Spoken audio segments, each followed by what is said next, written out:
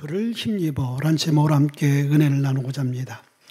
자, 여러분들 죄인들이 있는 감옥과 수도사들이 있는 수도원. 자, 이 감옥은 죄인들이 가고 싶어 가는 것이 아니죠. 어쩔 수 없이 있는 곳이에요. 그러나 수도원들은 갇혀 있는 공간에서 규제된 생활을 하지만은 본인들이 자원해서 그곳에서 생활하는 사람들입니다. 그래서 심리학자 소퍼라는 박사는 이런 얘기를 했어요. 수도원의 수도사들과 교도소의 죄인들의 차이가 무엇인지에 대해서 말씀했습니다. 자, 교도소의 죄인들은 하루 종일 불평, 불만, 원망, 후회 이것으로 하루를 산다는 것이죠. 근데 수도원은요, 하루 종일 기도와 찬양과 말씀과 감사로 산다는 것이죠. 자, 여러분들 우리의 삶도요, 우리의 삶이 하루를 보면서 뒤돌아보면서 불평과 불만과 원망, 불안 이런 삶을 산다라면은 우리 역시 눈에 보이지 않는 감옥에서 사는 죄인과 똑같은 거예요. 여러분들은 수도원에서 있는 자유와 평강과 감사를 누리는 사람들입니까? 아니면 눈에 보이지 않는 감옥에 갇혀 사는 사람들입니까? 자, 이 감사라는 단어, 특별히 제가 왜 감사에 대해서 설교를 하냐면요. 저번 주가 우리의 맥주감사 주일이었고, 그리고 이제 딱 6개월을 우리가 하나님 은혜 가운데 지냈잖아요. 그리고 또 우리가 6개월을 하나님 은혜로 살아야 되는 거예요. 그 삶 가운데 지나온 6개월과 앞으로 살아가야 될 6개월 가운데 가장 우리의 중심에 있어야 될 것이 감사하는 마음인 것입니다. 감사라는 말을 영어로 감사와 그리고 생각이라는 말, think와 think 이 두 단어의 뿌리, 어원이 같다고 합니다. 자, 이 이야기는 뭐냐면은 우리가 감사는 어디서부터 시작되어지냐? 생각할 때서부터 감사가 시작되어지는 거예요. 감사의 생각이 안 나지면은 감사할 수 없는 것이죠. 또 이것은 우리가 어떻게 생각하느냐에 따라서 그 사건과 상황을 우리가 감사할 수도 있고 불평할 수도 있다라는 거예요. 근데 이 감사라는 말을 더 힘도 있게 우리가 볼 수 있는 단어는 뭐냐면 한자로 보면 알 수 있어요. 한자. 한자로 이 감사란 말은 느낄감에 살해할사예요. 그러니까 감사라는 것은 우리가 감사의 상황과 조건을 느낄 때 감사할 수 있는 거예요. 그리고 진정한 감사라는 것은 말뿐으로의 감사가 아닌 거예요. 말로만 감사는 진정한 감사가 되지 않는다고. 이거 성경의 이야기가 아니라 한자의 얘기예요. 감사하면 반드시 살아야 하게끔 되어 있다는 거예요. 자, 여러분들, 그래서 이 감사는 어떤 물질과 상황이 아닌 거예요. 이 감사라는 것은 우리의 생각과 마음인 거예요. 생각과 마음이 있으면은 얼마든지 우리는 감사의 삶을 살 수가 있게 되어지는 것이죠. 근데 이것을 느껴야 되는 거예요. 내가 지금 감사의 삶을 살아가고 있구나. 지난 시간들이 감사의 시간들이었구나. 이것을 느끼고 그것을 생각할 줄 알아야 되는 거예요. 근데 생각을 못하고 느낌이 없다라면 그 사람은 죽은 사람이에요. 죽은 사람은 감정이 없잖아요. 그래서 영적으로 죽은 사람은 감사할 수 없는 거예요.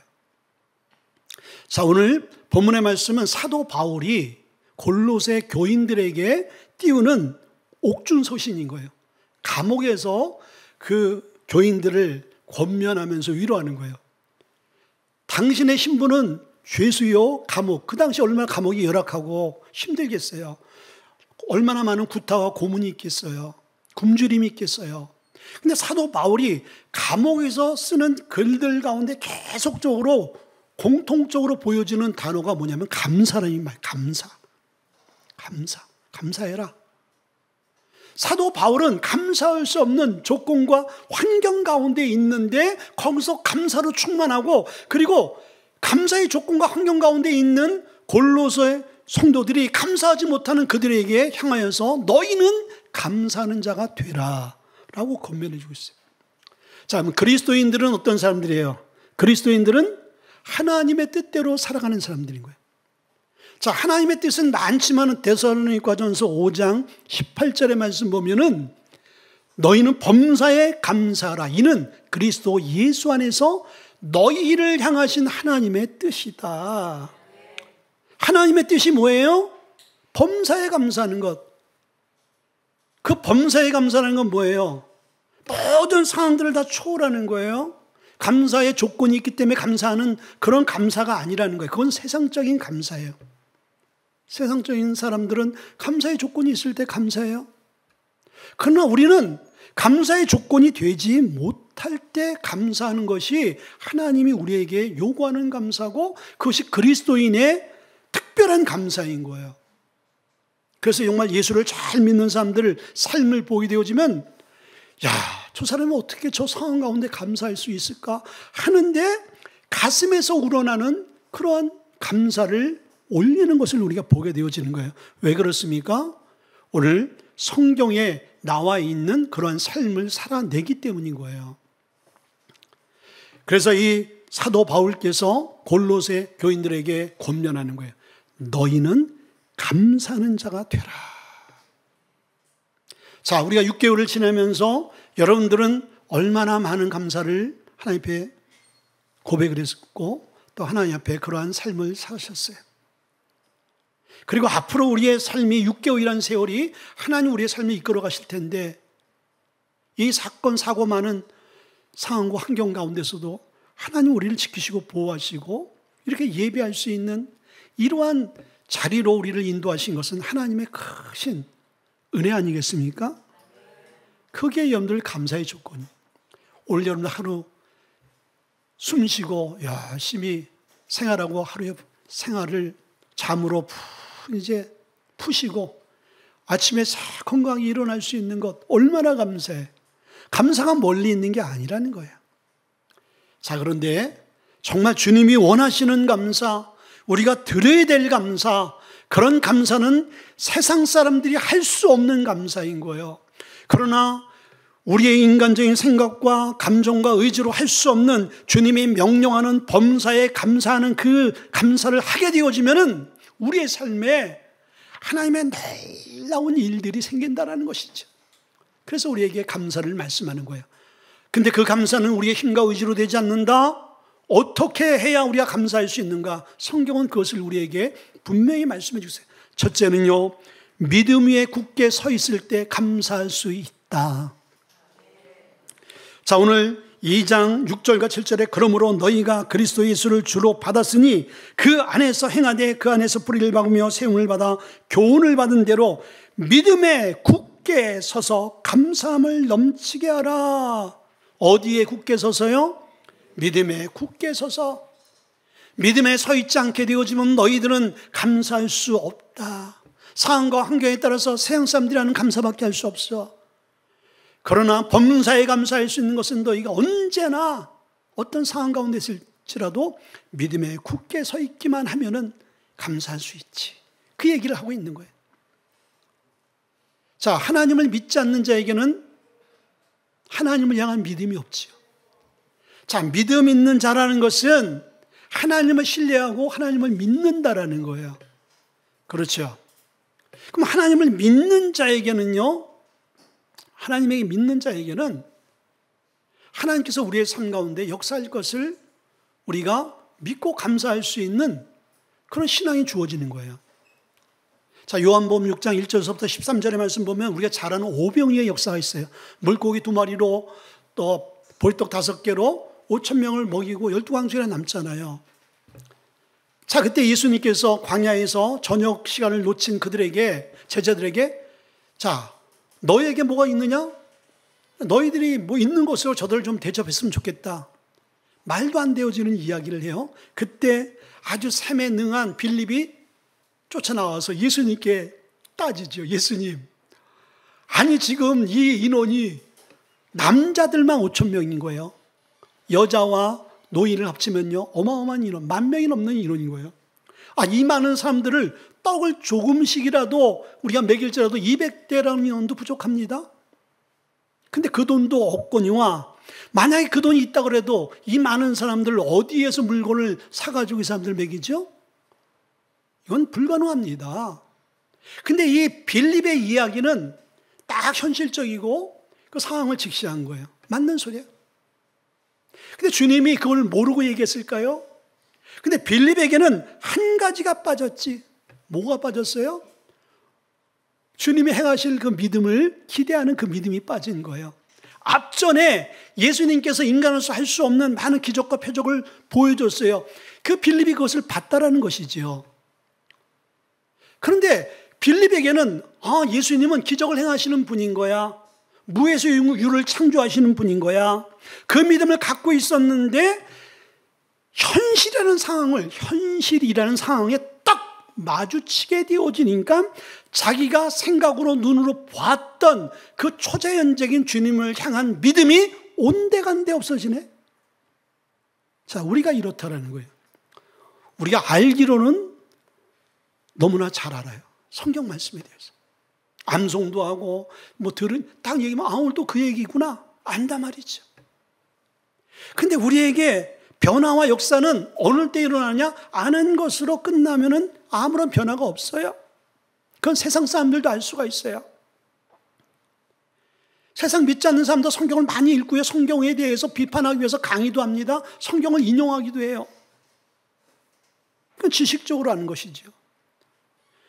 하나님께서 원하시는 주님이 주시는 주님이 바라는 그 믿음으로 우리가 반응하지 않게 되어지면은 현실의 문제, 현실에 펼쳐진 그 상황을 우리가 극복할 수가 없어요.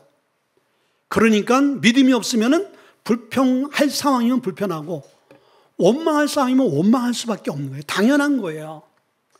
그런데 주님을 향한 믿음, 주의 약속의 말씀을 믿는 믿음이 우리 안에 주어지게 되어지면은 그 상황과 환경을 초월하고 뛰어넘을 수 있게 되어지는 거예요. 그래서 믿는 사람들이 감사할 수 없는 상황과 환경 가운데서도 절대적 감사를 할 수 있는 이유가 바로 여기 있는 거예요. 그 예로 로마서 8장 28절에 알거니와 하나님을 사랑하는 자 곧 그 뜻대로 부르심을 입은 자에게는 모든 것이 합력하여 선을 이룬다라고 하나님이 말씀해 주셨어요. 그 말씀을 우리가 믿음으로 받고 믿는다라면 그렇구나. 하나님을 사랑하는 자에게는 모든 것이라는 것은 실패하고 병들고 좌절하고 그리고 우리가 안 되어지고 고통 가운데 있고 시련 가운데 있는 그 모든 상황을 하나님이 합력해서 선으로 바꿔 놓아 주신다. 이 믿음이 있게 되어지면요, 범사에 감사할 수 있게 되어지는 것이죠. 그렇죠. 여러분들, 이 믿음이 우리 안에 죽어야 돼요. 근데 이 믿음은 우리가 배워서 되는 것이 아니고 우리가 이 믿음을 내가 갖고 싶다고 되는 게 아닌 거예요. 이 믿음을 우리가 구해야 되고요. 이 믿음을 우리가 얻기 위해서 말씀 가운데 우리가 나가야 되는 거예요. 그래서 골로새서 오늘 2장 7절에 있는 말씀과 같이 교훈을 받은 대로 믿음에 굳게 서서 감사해라.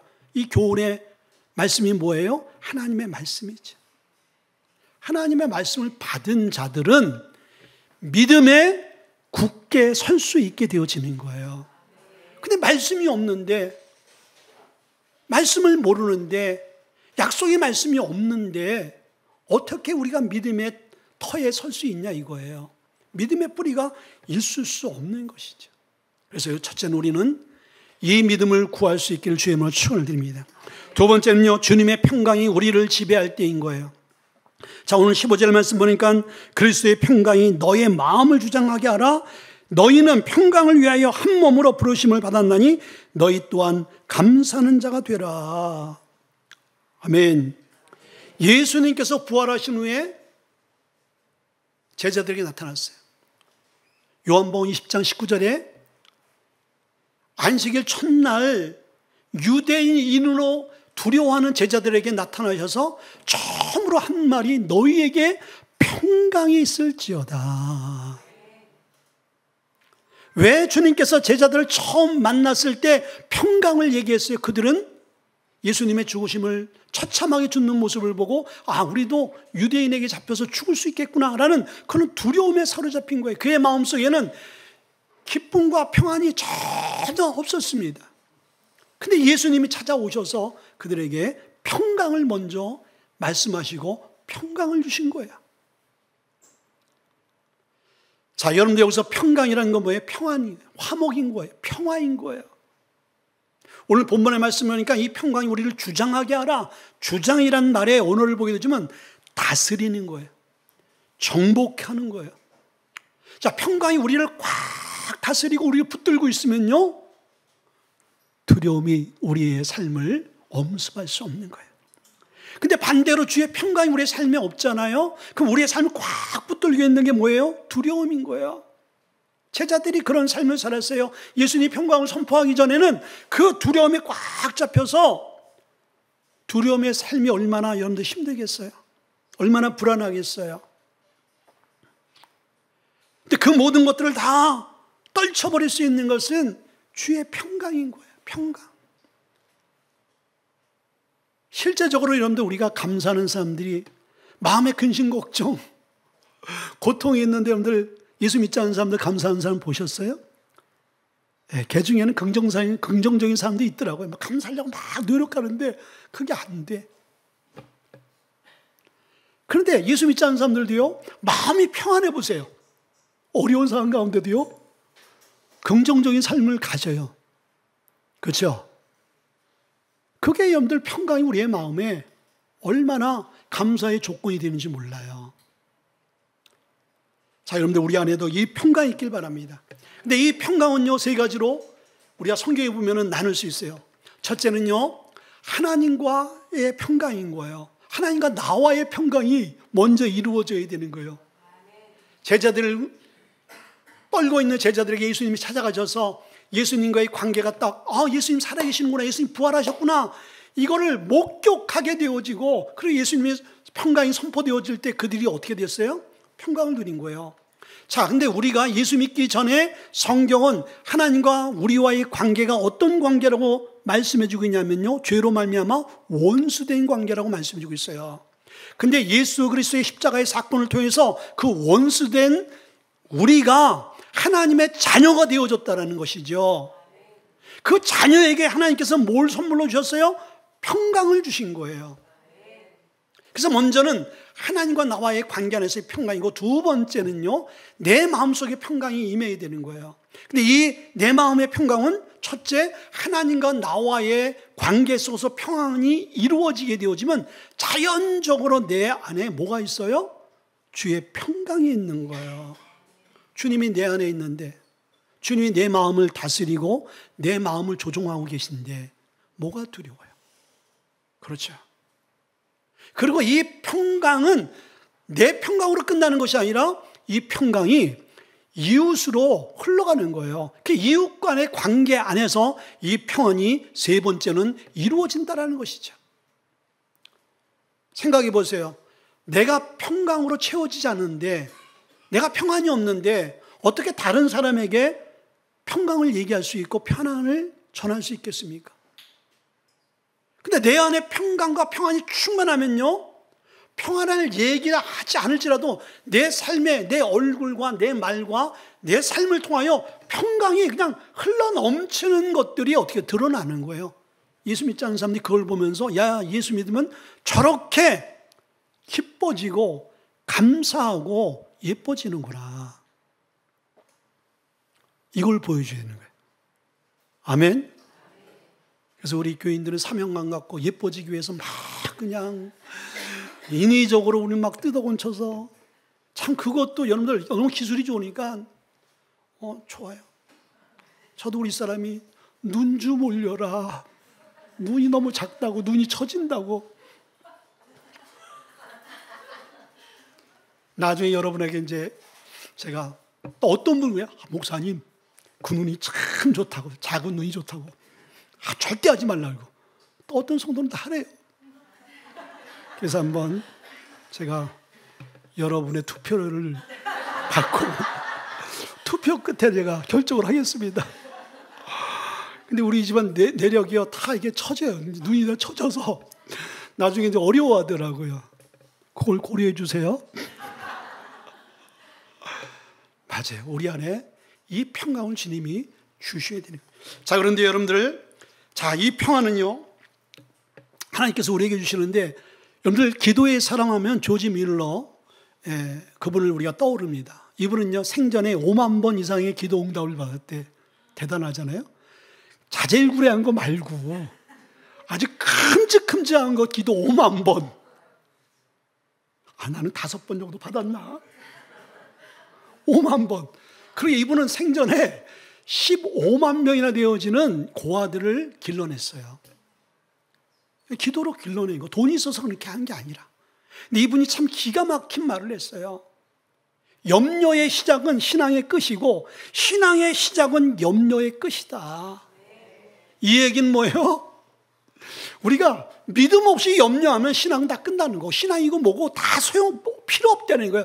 그 사람이 목사고 전도사고 장로고 믿음 없이 염려하면은 신앙, 능력, 말씀 아무 소용없고, 그러나 아무리 염려 가운데 빠져 있을지라도 우리가 믿음으로 딱 붙들게 되어지면 그 염려는 끝나버린다라는 거예요. 세 번째는요, 말씀과 예배의 삶을 살 때 우리가 감사할 수 있는 거예요. 16절 보니까 그리스도의 말씀이 너희 속에 풍성히 거하여 모든 지혜로 피차 가르치며 권면하고 시와 찬송과 신령한 노래를 부르며 감사하는 마음으로 하나님을 찬양하고 라고 했어요.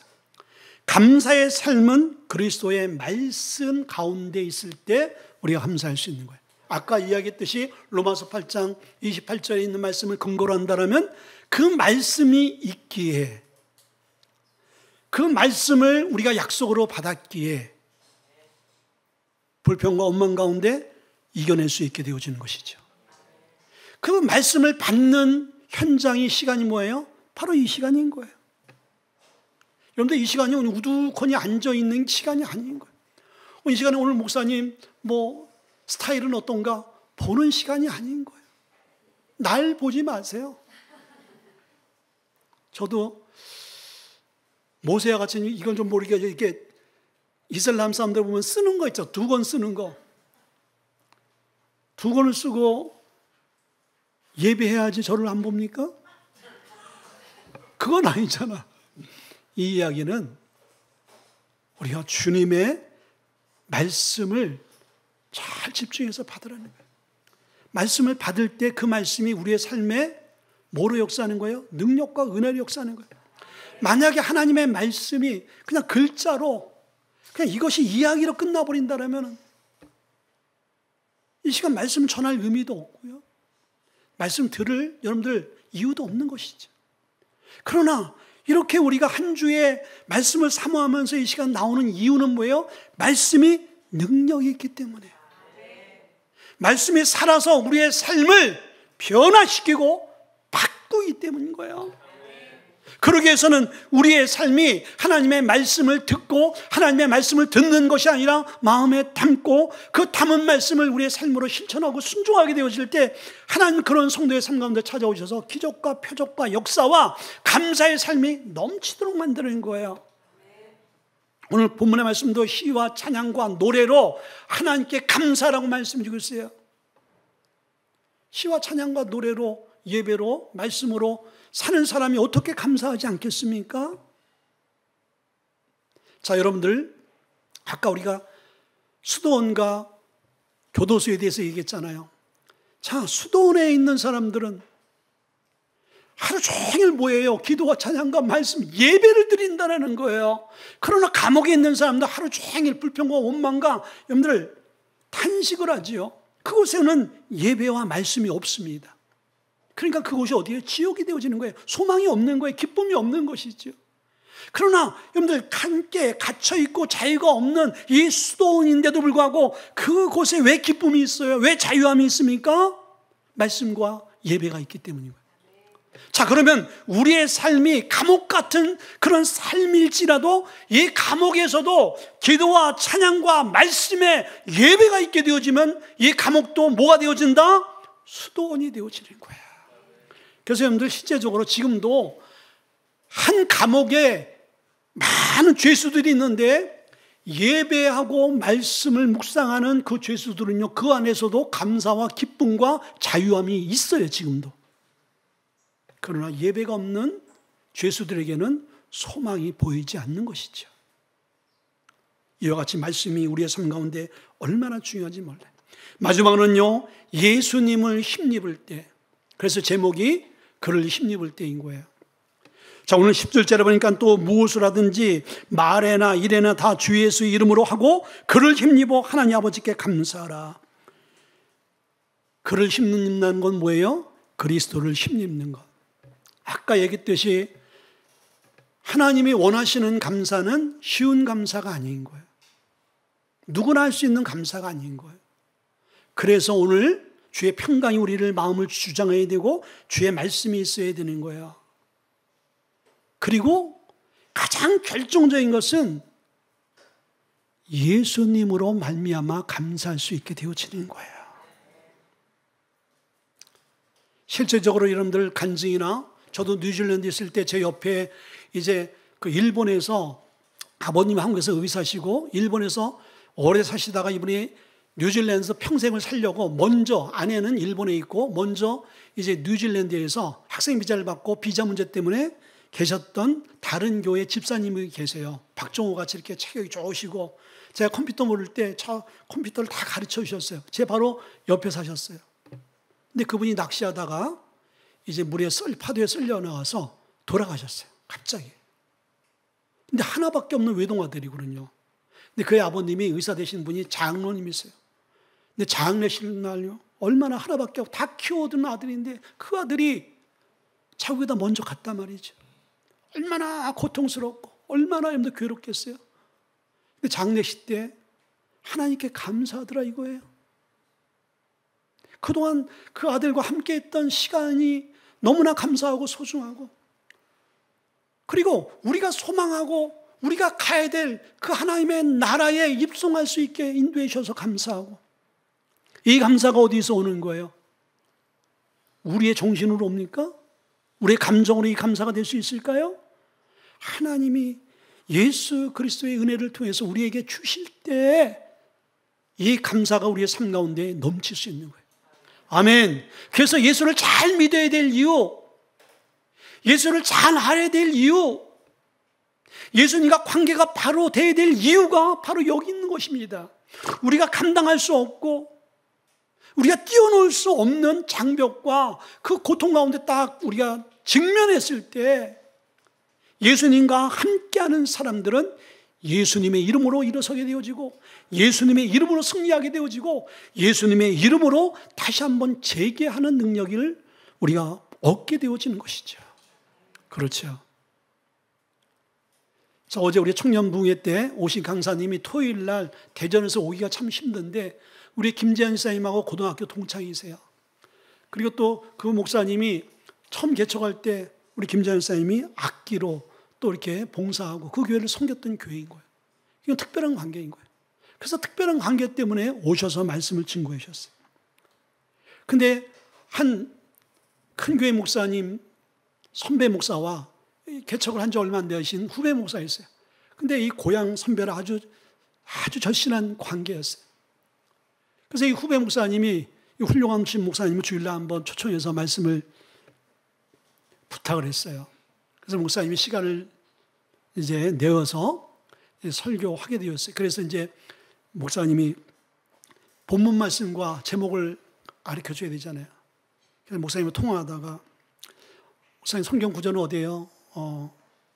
시편 23편 1절부터 6절. 제목은 뭐죠?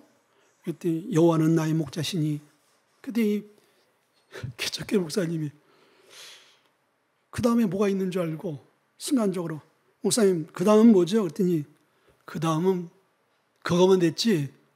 그 다음은 뭐야? 그거면 됐지. 하고 그냥 이렇게 끝내버린 거예요. 그거면 됐지. 뭐가 더 필요해? 뭐 이런 식으로 얘기한 거예요.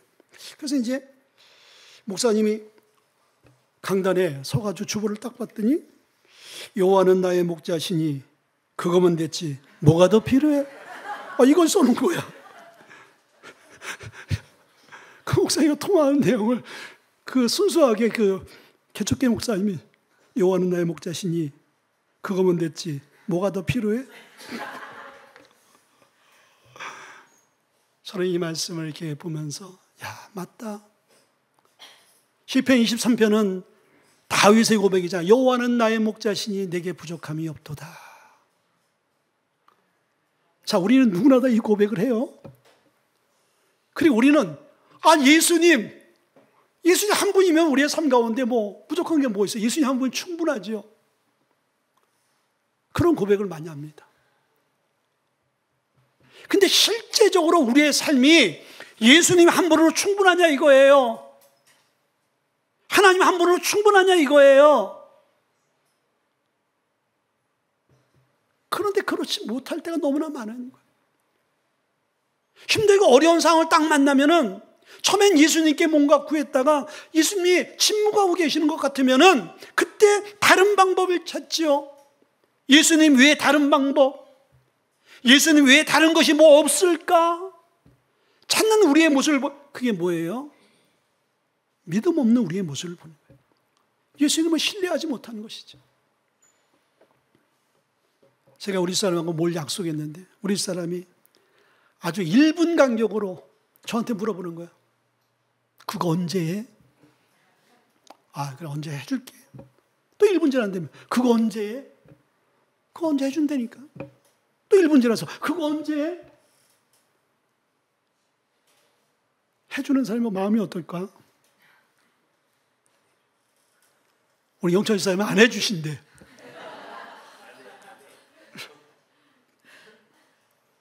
믿음 없는 삶이 되어지면 그렇게 되어지는 거예요. 하나님을 신뢰하지 못하는 사람의 모습인 거예요. 그러나 하나님을 신뢰하는 사람은 하나님의 어떤 상황 가운데 우리의 삶을 몰아갈지라도 끝까지 하나님은 선하신 목자. 모든 것이 합력해 선을 이루고 현재의 고난은 장차 나에게 나타날 영광과 좋게 비교할 수 없다. 로마서 18장 말씀을 딱 붙들고 현재의 고난이 있지만 반드시 하나님이 당신의 영광으로 나를 회복시킬 것이다 라는 그 믿음, 오직 예수님이 내 삶을 그렇게 이끌어 가실 것이다. 아멘. 우리는 예수님으로 말미암아 그것이 가능한 거예요. 오늘 감사의 책자에 이런 얘기를 했어요. 감사의 분량이 행복의 분량이다. 이게 성경적인 이야기인 거예요. 이 이야기는 뭐예요? 감사한 만큼 행복해진다는 거예요. 아멘. 그래서 오늘 예수님께서 우리에게 너희가 범사에 감사하라 이야기는 내가 너희에게 원하는 것은 네가 범사에 행복해지길 원해. 왜? 감사한 만큼 행복해지니까. 그래서 오늘 이 말씀이 여러분의 삶 가운데 감사가 회복되어져서 오늘보다 내일보다 여러분의 평생의 삶이 하나님이 주시는 그 평강과 은혜로 행복한 삶을 살 수 있기를 주님을 축원드립니다. 우리 한번 기도하겠습니다.